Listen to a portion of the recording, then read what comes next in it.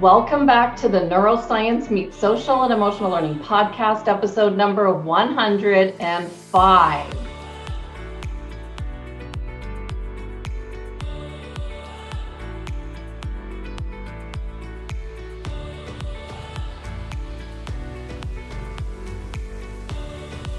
Today we have Dr. Keeley Munger and Megan Marcus of FuelEd, a nonprofit organization that builds educator emotional intelligence and relationship-driven schools. Before we get to the questions, I just want to give a bit of background on our guest today. Megan Marcus holds a bachelor's degree in psychology from the University of California at Berkeley and master's degree in psychology from Pepperdine University and in education policy and management from Harvard University. She served as lead researcher for the book, The Social Neuroscience of Education, Optimizing Attachment and Learning in the Classroom, which explores how teacher-student relationships trigger neuroplasticity and optimal academic, social, and emotional learning. Her experiences working on this book while training to be a counselor served as both inspiration and the research foundations for FuelEd. Dr. Keeley Munger crafts and executes research projects that enhance our understanding of social and emotional development in educational environments while also bridging the gap between science and practice. What a perfect match for the Neuroscience Meets Social and Emotional Learning podcast. Welcome, Megan and Keeley. Thank you so much. It's fabulous to be here. Thank you. We are so thrilled to be here. Well, when I first saw that you were both focused on educator SEL at FuelEd, and my career began as a classroom teacher over 20 years ago with a classroom of behavioral students that I couldn't manage, I knew I had to speak with you to find out what exactly you're doing at FuelEd that's having such a significant impact on our school. So thank you so much for being here today. This is going to be a really powerful conversation. So let's just start right off the bat. I know how important educator SEL is, not only personally because of that beginning intro as a teacher, not knowing what to do. They left out these emotional intelligence training skills in my teacher training program back then. And then I'm interviewing all these experts and they all have a focus on educator SEL. But can you tell me more about why you decided to focus on working directly with educators instead of students with FuelEd?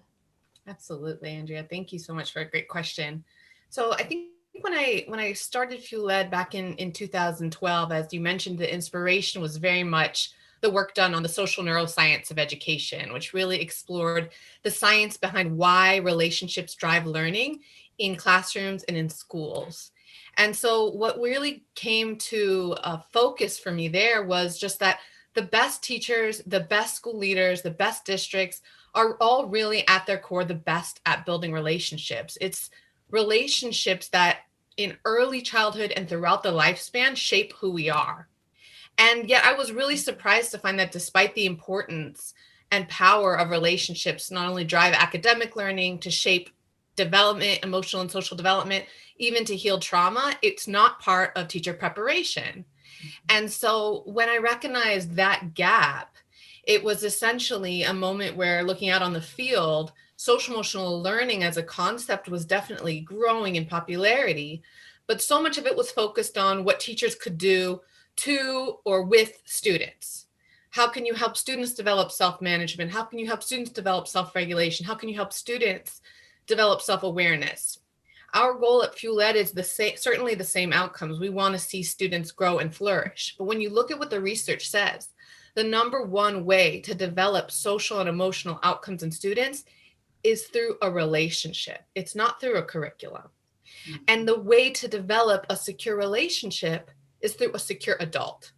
And so that's why we focus on educators, their own emotional health, their emotional well-being, their interpersonal skills as the key driver for those relationships that ultimately lead to these wonderful outcomes for students. That's powerful because I think my first SEL webinar that I attended back in 2016, I started to listen to these webinars to find out more about what districts were doing across the country as I was gaining interest in this. I thought I better find out what's going on. And there was this assistant superintendent out of Chicago that I've now interviewed on the podcast. And back then he was doing this concept called Significant 72. It was all about building relationships in our schools. And now that's turned into a book, and he's got that program running in schools across the US and Canada. But back then it was just, he saw the need for relationship building and started to implement it and seeing all these results. So that's incredible that you mentioned relationships, one of the key SEL competencies, as to why you started to implement this with educators. Yeah, and can I add something onto that as well?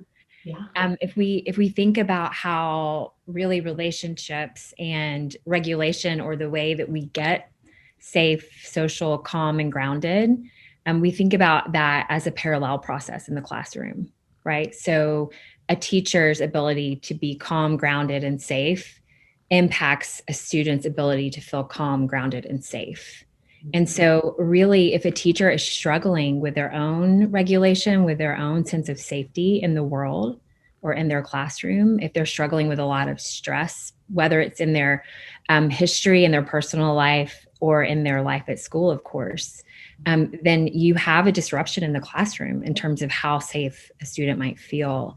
And that's another reason why we focus on the whole educator, right? On helping the self of the educator actually reach, helping educators reach their potential developmentally, and to be able to show up feeling safe and social, ready to connect, ready to help people grow.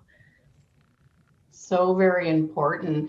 So when I first launched this podcast, I was just telling you as we first met, I had actually created a course that was going to be an SEL course for educators, and I was actually working with a publisher on it, and that just didn't go the direction I was wanting it to go. And I thought, instead of just ditching this idea, I launched a podcast with this outline that I had. And the very first lesson that I had was the why behind implementing an SEL program in your district or an emotional intelligence program in the workplace. But with all your research, what do you think is the best starting place when it comes to helping educators or people in the workplace grow socially and emotionally? Wonderful. So I think when I think about growing our own social emotional intelligence, I think about, okay, well, where did it all start? How did we start becoming formed socially and emotionally? So attachment is a field of research that is very much the foundation and the core of FuelEd's work. And what it really says is that our earliest relationships shape our social and emotional development. And so a lot of people might say, well, what if I didn't have secure early relationships? Like so many of us didn't have these kind of perfect, secure family environments or communities, or just different circumstances throughout our life. Am I doomed? Fortunately, research shows that regardless of one's early development, we can actually change at any time throughout the lifespan. We can change our brain, we could change our behavior. So I think that's the entry point for educators, realizing that yes, if you didn't necessarily have that early attachment early in life, it does impact the way you form relationships. You will be impeded in building secure relationships with students, but the hopeful thing is that our brain remains plastic and able to change throughout the lifespan. So then the question becomes, well, how do we do that? How do we change our social emotional competencies? How do we develop into more secure people so that we can build these relationships that help others thrive? And so what the research has shown is that there are a couple secret ingredients, the secret sauce. One of them is to explore their self and their story through reflection and relationship. Because research shows that those adults who had early insecure experiences, but later in life grow to become secure, they have a history of unpacking their story and doing it in the context of a safe relationship. That alone, developing that coherent narrative, a story of your life, the way in which your early experiences shaped you, that alone can actually be completely transformative to your own social emotional growth and the way you build relationships. And I'll ping Kelley to share a bit more, since this is a neuroscience focused podcast, as to why story and these safe relationships actually do change the brain. Mm-hmm. Right. So without getting too deep into it, I think the best way to describe what you're talking about, Megan, is simply that when you can walk someone through a reflective process, you're actually asking them to participate in metacognition, right? You're asking them to think about their thinking, to think about their internal experience, to think about even their memory and how they hold a view of both their story and themselves really inside, and that actually drives how they live, their patterns of relating, the way that even they perceive themselves in subsequent relationships beyond childhood, beyond early childhood. And so what's happening when we can carve out that really safe space where an educator or anyone has the experience of feeling seen and really understood while they unpack that history, they're essentially it's almost like a bank transfer, right? They're moving this past experience into a new experience that is more about relational resonance, about this sense of feeling safe, seen, soothed, as Dan Siegel and Tina Payne Bryson call it. And so that experience of security transfers, right, this historical experience of being unsafe into a new experience of safety. And really what we try to do is to help not only teachers have that initial experience with our trainings, but even beyond that, how do we help create cultures where that's just a regular part of the process of working somewhere? That we often have these moments of metacognition where we can trust that the person sitting across from us has the social and emotional skills to mirror us and to give us that resonant experience of being seen.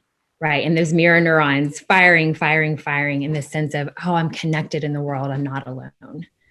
And so, of course, we know that whatever fires together, wires together in the brain over time. And so that new experience of being seen can become a new pathway versus the old experience of feeling unseen or alone. So of course I'm bringing in Dan Siegel to as you're talking in my head, and I'm thinking, name it to tame it. Is that the whole idea? Is that when you've got a story in your head, once you know your history, you've made sense of your past, it's not upsetting anymore once you've got it out there. You've named it. It shouldn't bother you anymore. So you should be able to move forward into being a more happy, healthy person. That story is the past, right? Is that how it works? Yeah, I think that's a big part of it, Andrea. But I would say that there is onus, personal responsibility on educators to unpack their own story, recognize their triggers, understanding ways in which they are reacting in relationships today based on past trauma. But what I think really differentiates the way we think about it at FuelEd is it's not an individual experience. Someone can't go just do a worksheet, fill out a worksheet or journal about their past. And then, all right, now you should feel okay because you've named it. No, it's one thing to tell your story and be aware, but you need a receptacle, someone to receive you in listening to your story. So that's why what we do is we help people not only tell their stories, get more in touch with themselves so that they can name their experiences, but we also help and support educators in learning to listen deeply to other stories. Ultimately, if every educator had a person that could listen to them in a deep and almost therapeutic fashion, then we can all heal and support each other on this growth. Yeah. It makes complete sense. And it also makes sense to me why self-awareness would be one of the most important and most listened to topics that I've ever done, because everybody wants to become more self-aware. Would you not agree that this is a big part, relationships, self-awareness? Yeah, there's somewhat of a paradox at work there, right? Because when we grow in self-awareness, we almost simultaneously grow in others' awareness. Mm-hmm. And so we've been using throwing a phrase around for the last year that we call story sight, which is the idea of if I can see myself with compassion through the lens of my own story, I'm much, much, much more likely to see my colleagues, my partner, my children, and my students through the lens of their stories. And so if you think about developing self-awareness as a way to also connect you to other people, it's this really cool paradox. But even we did some qualitative research last year, and teachers told us that more than many times, that I'm seeing my students through a different lens. I might have been annoyed with that child's misbehavior a year ago, and now I'm thinking about what happened to him. What's going on with him? I wonder what the story is here. And I think a prerequisite to that is to be able to look at your own story, and to be curious about yourself, and then to move into compassion. Oh, that's why I do that. Of course I do that. That's how I survived. And when we can name that compassionately, with that fierce honesty, we're much more likely to be able to let it go as well. And that's that healing process that Meg's talking about.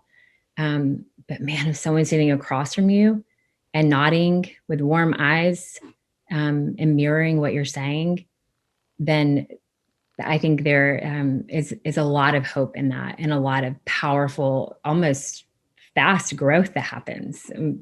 I think, Megan, you would agree. We see that in our trainings when our teachers sit in the circle and tell their stories. Powerful experience to both tell your story, but also to listen to those stories. Yeah, I'll never forget my first time in a teacher story circle. Yeah, it is powerful. I think there's a tendency in the field of education to say, just like we say, let's focus on social emotional development of students through these SEL curriculums. Also sort of in the trauma-informed space, let's focus on understanding trauma, students' trauma, recognizing the signs, understanding that all behavior is a form of communication. And all that's true and valuable knowledge for educators. But what Kelley's pointing to is the best way to learn how to be trauma responsive to students is to first heal and grow and recognize your own trauma. Because until you can do that, you actually are limited in the degree that you can provide empathy and attuned responsiveness to other students if you haven't quite done that for yourself yet. So that's why we really believe that a trauma-informed educator is an educator that's really looked at and healed from their own trauma. Definitely. And I feel like I first started to see that. It was very clear to me when I started to study Dr. Lori Desautels and her work on trauma. And there were pages in her book where I saw, well, no wonder my students were misbehaving. You know, back then I would be like, oh, these students are terrible. I got the worst class. And yeah, it had nothing to do with the students. It was completely 100% me. And I see it now.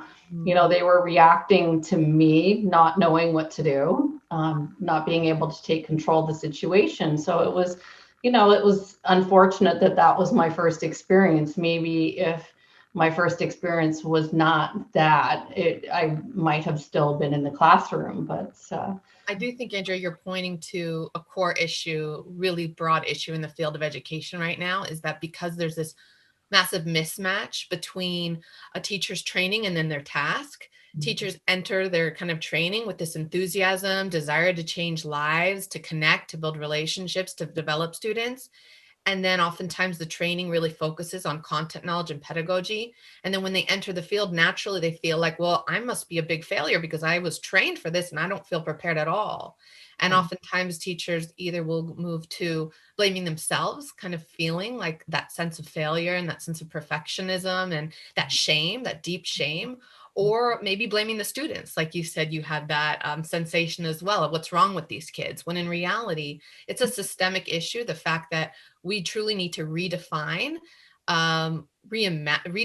what teachers really, really do, what they are, what they can be, and reimagine educator preparation to more wholly support the interpersonal, the deeply interpersonal and deeply emotional realities of teaching and learning.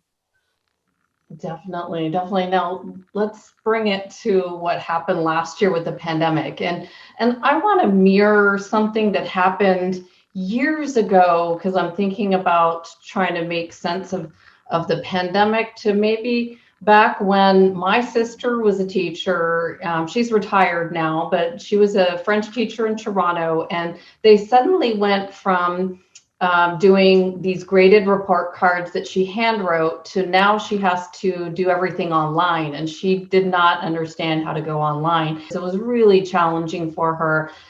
Like everything you said, being a perfectionist, everything was done a certain way, and suddenly now you've got to enter your grades online. It was very challenging, just like when the educators had to get thrown into online learning without that same training and background. I saw the parallel. But thinking about what happened with the pandemic, how do you see this year impacting the emotional lives of our educators? Well, Megan knows I live with a veteran educator, my husband, who's been teaching for 20 years now, 21 years actually. And so I do feel like I've been observing really up close and personal the toll that this year has taken on the emotional lives of educators. And, I would just start with saying, as we're saying, being a teacher is already a heavy lift. It's a highly emotional, highly interactive, highly relational job. A couple of years ago, I think this is a really awesome story to demonstrate how powerful teachers can be. But my husband received a package of Father's Day cards from his students to thank him for his investment in their life. And so if you can imagine, he's in a way parenting 40, he's a high school teacher, 45 students at a time. And so to go at what he's gone through this year, I think the one thing maybe we haven't been talking about enough is the grief that teachers are experiencing. Because a lot of teachers really, really, really, really love teaching. And most teachers really, really, really, I could choke up, love their students. And they pour their hearts out. And so every teacher who's gone through this year has experienced loss because they've lost the safety and the security of the classroom, right? Of having this safe haven environment to offer their students. And instead they've been put into this almost awkward or, like you said, brand new, unknown. There was no practice, no dress rehearsal, right? It happened like that. And so they weren't even able to bridge from the past to the future. They just had to change overnight. And so they lost that sense of safety, safe haven. And a lot of teachers lost contact with their students, right? The kind of contact they're used to. I see you, I give you warm eyes, you see my whole face, right? I even pat you on the shoulder. We do high fives. I see you and I get to actually get my eyes on you and I can really tell how you're doing. Whereas my neighbor who is a special educator, she can't get her students to turn their videos on some days. She can't even see them through the screen, right? And those students are handling a lot of stress. And so I think it's the loss of your profession and then also the loss of contact with your students. A loss of competence and confidence, right? Certainly my husband would just say, I don't know how to do this. This isn't what I do. He said that so many times, this isn't what I do. Mm-hmm. And so, I can hear him in the hallway some days trying to teach physics and robotics through the screen. And he just wants to be in the lab blowing stuff up. And so I think there's a loss of identity there. And then of course we have to throw in there that teachers are also dealing with personal crisis, personal loss, and a huge increase in personal responsibility of having their own kids at home trying to learn while they're trying to teach, while maybe another spouse is, let's say, an essential worker out of the home, or maybe they're single parenting and trying to parent while teaching. And so the amount of stress that I would say that most of teachers' nervous systems would be fried by now, right? Because instead of experiencing what I would call the green zone, right, the safe and social regulated space, every day is a red zone space. I'm anxious, I'm amped up, I'm overwhelmed. And we know that has a toxic effect on the body. And so in the midst of even the uncertainty we're experiencing even today, what will it be like for teachers to go back into the classroom when things do become safer and more open? How will they have recovered from what this year did to their nervous systems and to their bodies? And I'm even hearing, because I get a chance to work with districts and people from all over the place, that let's say California, LAUSD is already making plans for what virtual will look like, not just this year, but into next year. So this is not just going to end in this year, just keeping the mind open as to how do we transition these skills online, self-care, making this priority, because this is not appearing to be going away anytime soon, right? Right. That's exactly right. And even when people do return to school, it's a different way of going to school, right? There will still be masks, there will still be distancing, and there will still be students and teachers who have been through trauma and stress for an entire year. Right. So even at the return, I think that we have to be really aware of what we're returning to. It's not the old world. Right. Well, what do you think educators will need in order to address the large scale trauma and stress that they've experienced? How could you help them with your program? Yeah, well, I think there's a lot we can say there. Meg, I'll let you jump in after me, but I think that I actually asked my husband this question, and it was really easy for him to answer, really needing his the leadership to attune to, validate, empathize with what teachers have been through. First and foremost, helping our leadership to understand how to help teachers feel seen. And certainly that's what our training is designed to do. Quite it's our direct goal in the instruction we provide. And then beyond that, really, I think this is a turning point in some ways, right? Because trauma-informed SEL kind of used to be more of a fringe interest in education, right? Sort of on the skirts of town. We're allowed in, but we're like not the center of attention. And that's really changed this year, which I think is, I guess, a silver lining. But I think that what we've learned through our work is that often teachers go through our work and they're like, wow, this is amazing, so transformative. Now what? How can we take this into our culture? And how can we make our schools places where colleagues see one another and make each other feel safe?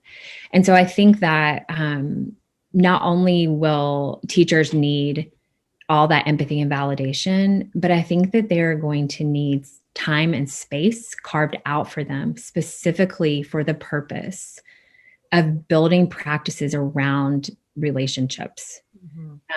One system that we use, we call stewardship. We use it at FuelEd internally in our culture.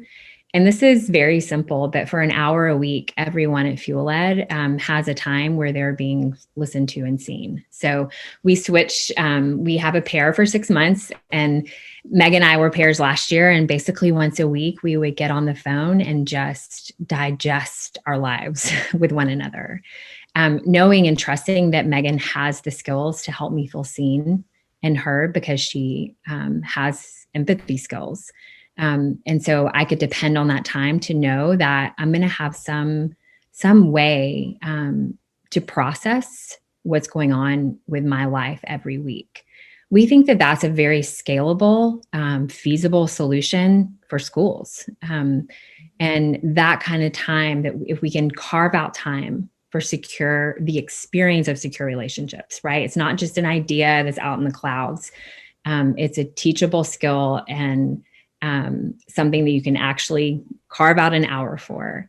We think that would have a powerful impact on the recovery of teachers next year. And actually, I think it's probably more of a more resonant solution than, just telling teachers, make sure you're doing self-care. that statement, I think some teachers even experience that as dismissive, because it's asking teacher, go take care of yourself. And I think a lot of people think, oh, a bubble bath or a massage. And that's really not what we're talking about here, even though bubble baths and massage can be really good for the nervous system. I'm very supportive of them. But we know that if a teacher feels seen inside her building or his building or school building, that they're much more likely to be able to thrive in that environment and to be able to be more regulated.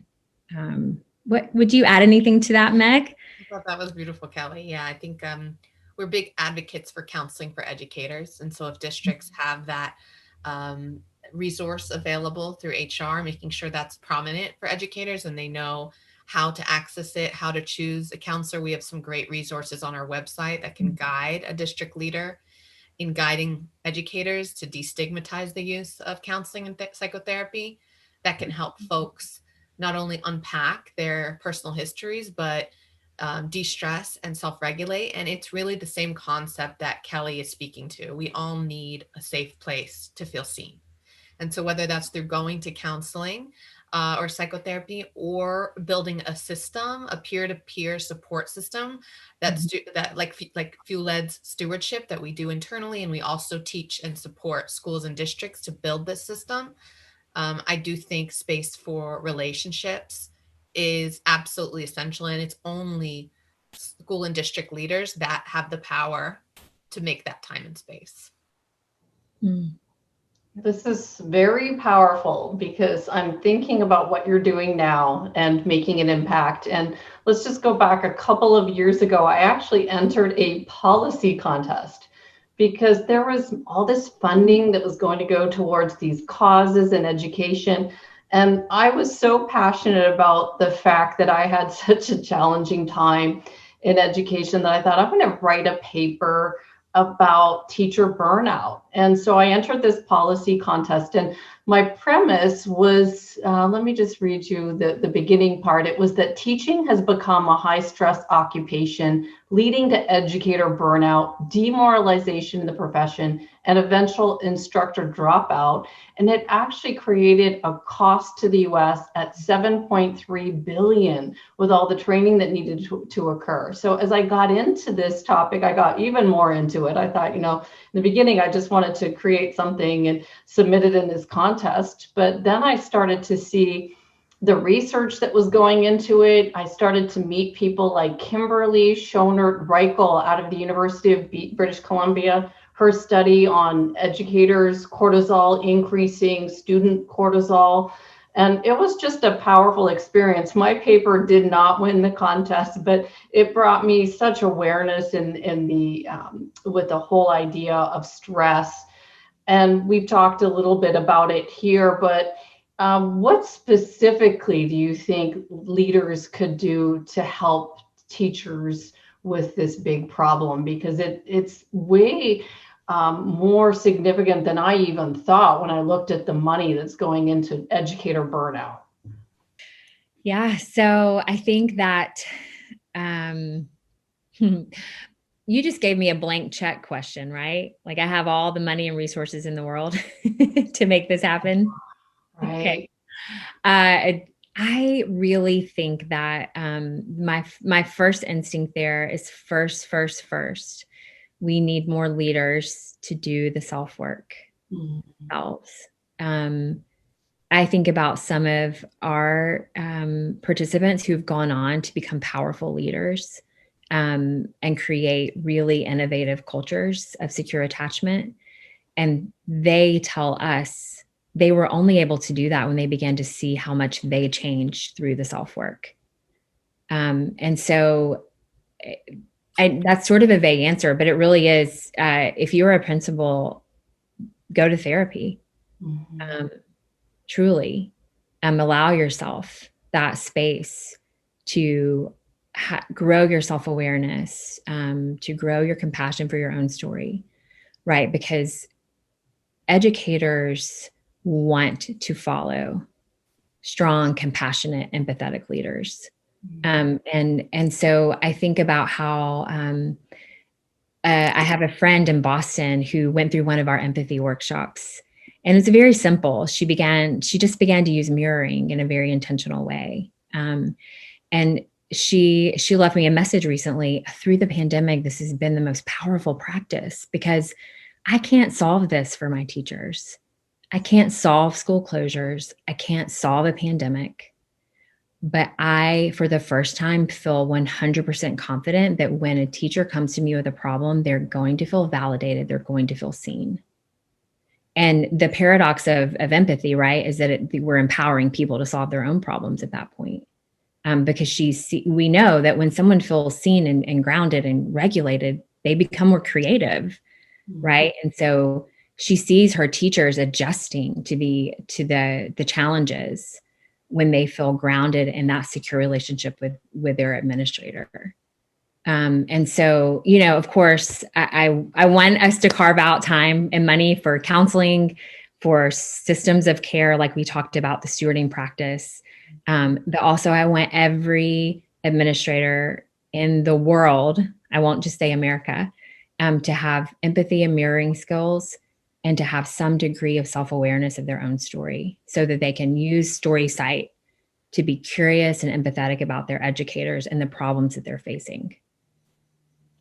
That's a great starting point, because I think if I had that, going back to knowing what my experience was like, and I would press the buzzer on the wall and say, help, and no one would come. So, sometimes someone would come from down the hall, but there was just not the support there. This poor first year teacher, not knowing how to handle things. There wasn't, was loosely partnered with somebody else, but there was no strategies in place. So having a solid strategy of where someone could go if they're saying, I'm feeling overwhelmed and that I don't know what to do here, what should I do? That would have helped immensely. Yeah, I'm pretty floored every time, Andrea. We at FuelEd, we host online since the pandemic, these processing spaces for educators to come and feel heard. So they come and they share all the stressors, what's going on in their life personally and professionally. And we have a facilitator present that really is all about helping them feel seen and heard. And that's it. Mm-hmm. I am so shocked every single time during the closeout of those for the overflowing of gratitude that's coming from these teachers, where they're getting this tiny little blip of feeling seen. And it just makes me think we have such a deprivation. People are starved for feeling seen, for feeling like they could bring their whole selves. And we need more spaces where educators can do that. And we need more skillful practitioners of helping people feel heard so that every educator can have a place. And so 5 minutes of empathy from a stranger doesn't feel like this monumental shift. I mean, that's just sad. That's just sad that we are so starved for that it feels just so profound when it's such a small little crumb. Yeah. Well said. So I'm sure you've heard stories like mine, and I heard you guys had mentioned about a story of a veteran teacher who always loved teaching, and they told you most recently that after this past year, they actually hate their job now. And probably I remember how it felt. I was crossing off the days until summer. I was so stressed out. I would be like, okay, with 30 more days left. And that's just not how it's supposed to be. But what are your most innovative ideas for restoring teachers and preventing them from leaving the field? Right. I'm just putting myself, I just want to take a moment for a little empathic mirroring and thinking about that story. And for any of the teachers or administrators who are listening, maybe, and just say, wow, you must be exhausted. You must be tired. You've poured out so much, and in a way, you've probably done so quietly and without a ton of time and space for processing or recognition. And I think for a lot of educators this year has felt like, I don't even know how to do this. I'm not good at this. I never would have done that. This is not what I signed up for. I've heard that actually from my husband. And this sense of exhaustion, burnout, and maybe even fear, right? That with the loss of identity comes fear, I think. And so I just want to mirror that back. Because if that teacher were sitting if she were sitting in my chair right now, I'm a therapist on the side. I don't know if that was mentioned earlier.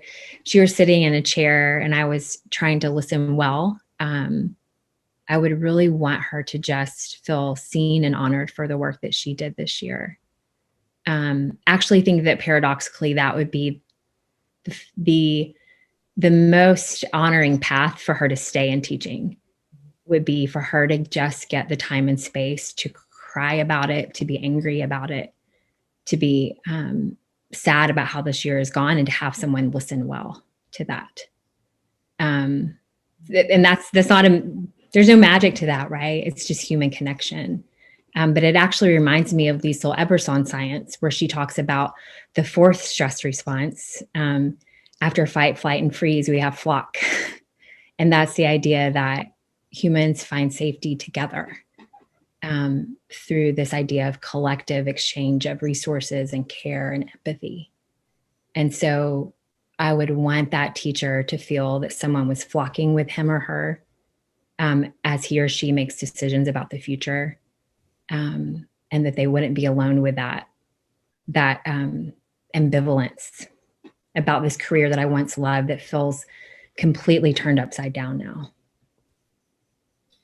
I think I'll add, just from a systems perspective, we as a nation, as a world, as Kelley said, need to think about how we can meet this moment. As she said earlier, trauma-informed social emotional learning. We've all been through trauma now. There's no one person that hasn't experienced the trauma of COVID. Mm-hmm. We are all burnt out right now. We've all been stressed out of our minds. This isn't a fringe thing anymore. And so how can we say, let's unite and leverage the fact that teachers have this incredible power to transform the lives of students, to heal trauma, and rally around giving them the support and the training that will actually help them not only survive in their work, but thrive. And so I think it's time for teacher preparation, for district professional development, for school leaders who build policies and practices on the ground to place the social and emotional world of educators at the center, because from that, everything will flow. And I think unless you've set foot in a classroom, it's not easy to see, even before the pandemic, how fast-paced those classrooms are. The stress was there to start with. And then this whole thing happened, and I just watched my kids' teachers, and I'm thinking, oh my goodness, it was difficult before. Now I'm just like, I have to do something. So when I saw what you're doing there, Megan, Kelley, I'm just so impressed with what you've built. Megan, you were inspired to create this. What made you, and how did you find Kelley? Okay, great question. So as I mentioned, my first professional aim was to be a therapist. I was always really drawn to people and relationships and the power of relationships to heal through folks doing that inner work. So I thought I'll be a clinical psychologist, and that was my path. All of that changed when I had the amazing opportunity to work with Dr. Lou Cozzolino, who really introduced me to the field of interpersonal neurobiology and this idea that it's really relationships that shape our development throughout the lifespan. And at the moment that I met Dr. Lou Cozzolino at the Learning in the Brain conference, he was about to start work on this book, invited me to be a lead researcher on it. And I spent 2 years really becoming enthralled with this idea that educators could completely transform lives, that they spend more time with kiddos than the best parents can even. And I was really, really geared up about, okay, yeah, so how can we make sure that we're utilizing educators in this way?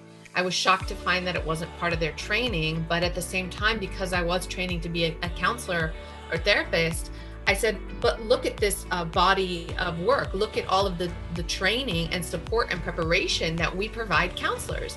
Counselors learn how to mirror emotions. Counselors learn about boundaries. Counselors learn about self-regulation.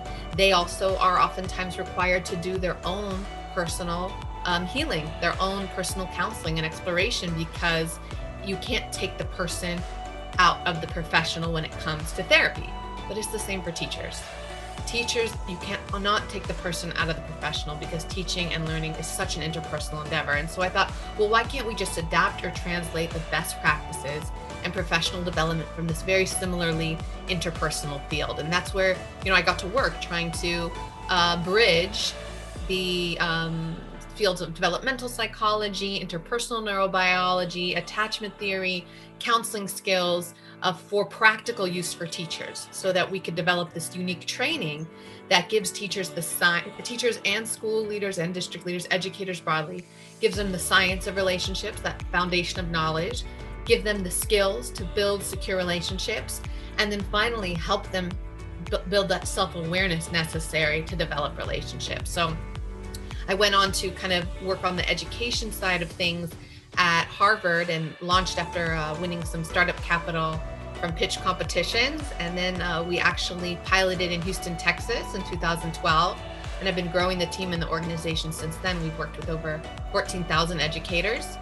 And Kelley and I met, I think, because one of her friends reached out to Dr. Cozzolino. So it comes full circle. And she started as a trainer at FuelEd. And just a couple of years ago, joined on board as our lead in the research and development space. I love it. I love hearing how stories have formed, especially I love seeing people's ideas come into form. So for those people who want to learn more about your programs, you can go to fueledschools.org. And you want to just highlight a couple of the important workshops, like what do you do exactly? And I can put this all in as we edit the video. Sure. So our core programming, our flagship program is called the Whole Educator Collective. And it really allows educators to go on that journey of the science, skills, and self-awareness necessary to build relationships. You'll learn foundational knowledge about attachment, trauma, and the brain, as well as core skills of empathic listening, genuine communication. And finally, it will give you a really fantastic framework for going on that inner journey, exploring what are your triggers, were your early childhood attachment experiences, and how are they playing out today in your professional life at work, as well as your personal life at home. So that's really our flagship, most powerful program. And then, of course, for folks who want a shorter dose, we have a skills-focused programming, such as Empathy School, where we teach the art and science of effective listening. We teach those mirroring skills that Kelley spoke to. And that can be a really great foundation if you want to build a stewardship support system, that peer-to-peer empathic support within your district or school. And then finally, we have shorter workshops. One example is trauma and transitions. That was developed most recently in response to COVID, that can help educators get some basic information about trauma, the impact on the brain, and how to help their difficult transitions, such as the many transitions we're all experiencing right now. Is there anything I'm leaving out, Kelley? We do give occasional webinars that are free that folks could show up for to get a little mini dose of the FuelEd heart and spirit. And so if you go to our website, they are always being advertised front and center. You can click on the events tab, I think, to find out all that we have offered. And so it's very easy to navigate, and we'd love to see you over there. We also have an Instagram at FuelEd Schools. So check us out. I'll put all of this in the show notes. And for people to find both of you, is the best place LinkedIn, where I found you both? Or yes, we can connect on LinkedIn, and there's also contact information on our website. Perfect. Well, Megan, Kelley, I want to thank you so much for the work that you've put into FuelEd Schools. And this is a personal interview for me, because I wish I had this when I was a teacher. Things might have been different for me, but hopefully teachers can find you. You're already in schools all over the US making an impact, and I wish you all the best success I'll be sure to promote you in any way that I can to help educators to find you and your programs. And thank you so much for being here today. Thank you. It was a pleasure and an honor. Yeah, thank you so much for your work as well. Thank you.